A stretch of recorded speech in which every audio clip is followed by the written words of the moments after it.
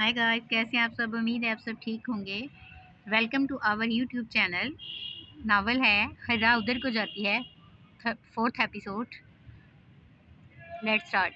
पहले भी अंडे तले वो ज़ाया हो गए, अब दो तलूं तो मासी जन्नत को कैसे आज दर्जन पूरा दे सकूंगी। एडवांस पैसे ले चुकी हूँ इससे।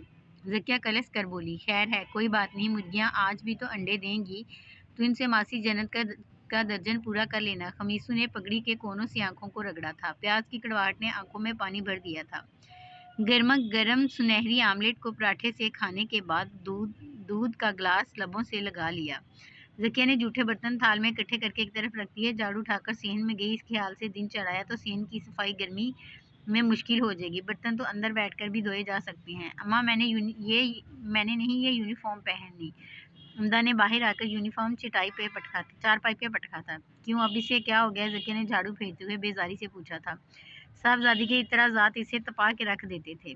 देख ना, सारी स्याही से काली हो रही है। वो चुटकियों से कमीज पकड़कर लहराते हुए बोली।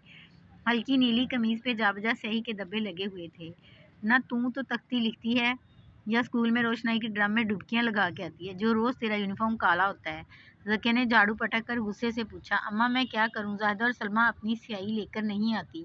इमला लिखने के वक्त मेरे दाएं बाएं बैठकर दवात में बोर्ड कलम लगाया तो मेरा यूनिफॉर्म ख़राब हो गया। इसने मासूमियत से वजाहत दी। हाँ तो काकी बच्ची है ना, जो तेरी गोद में चढ़कर वो तख्ती लिख रही थी। चल तुझे दूसरा यूनिफॉर्म निकाल के देती हूँ। जकिया कलसते हुए अंदर कमरे में दाखिल में चल दी। वो इसका हर साल नया यूनिफॉर्म बनवाती है। एक तो बांस की मानद बढ़ता ताड़ सा कद, ऊपर से दरख्तों पे चढ़ने लटकने से भी यूनिफॉर्म फट जाता है। दूसरा यूनिफॉर्म इस्त्री शुदा नहीं था। लाइट सुबह से गई थी, ताहाल नहीं आई थी, और उमदा निसा ने कभी कोई जोड़ा बगैर इस्त्री शुदा नहीं पहना था। नाचार जकिया ने कोयलों वाली लोहे की वजनी इस्त्री दहका ली। इस्त्री गर्म होने तक जकिया भी काफ़ी गर्म हो चुकी थी। 8 साल की हो चुकी है, न जाने कब अक्ल आएगी इस लड़की को। वो मां की तरानियाँ सुकून से सुनते हुए कंगा लेकर खमीसू के पास आ गई। अब्बा मेरे बाल तो सुलझा दे, इसी के बाद अम्मा से चोटी गुंदवा लूंगी। इसने बाप को कंगा पकड़ाया तो खमीसू बड़े आराम से और नरमी से इसके नरम से बाल सुलझाने लगा। अब तेरा नाम खैरदीन है ना, फिर तुझे सब खमीसू क्यों कहते हैं? चारपाई पे बैठे पाँव झुलाते हुए इसने भोलपन से पूछा। वो इसलिए दी रानी कि मैं हफ्ते के 5वें दिन खमीस जुमेरात को पैदा हुआ था, इसलिए पहले अम्मा अब्बा ने प्यार से मुझे खमीसू कहा, फिर सब लोग कहने लगे। अब तो मेरा असल नाम भी सिर्फ चंद लोगों को याद होगा। खमीसू ने मुस्कुरा कर वजाहत दी। ये क्या बात हुई, तेरा प्यार का नाम खैरू होता दीनू, फिर खमीसू रखने की क्या तुक बनती थी? वो अभी भी मुतमईन ना हुई थी। अरे मेरी उम्दल ने सा, हमारे ज़माने में यही होता था। अब जैसे मेरा भाई अलादीन जुमे के दिन पैदा हुआ तो सब इसे जुमा खान कहने लगे। अलादीन तो बस शनाख्ती कार्ड पे ही लिखा है। मेरा भाई नवाज छोटी ईद पे पैदा हुआ था, तो आज भी सब इसे ईदू ही कहते हैं। नवाज कौन कहता है भला? तेरी माँ का मसेरा भाई, तेरा मामा हाजी। इसने कौन सा हज किया, बस नाम का हाजी है। वो भी इसलिए हाजी बना कि जिस दिन सऊदी अरब में हज पढ़ा जा रहा था, इसी दिन ये भी पैदा हुआ था। बस ये मोहब्बत के इजहार का अपना अंदाज होता है।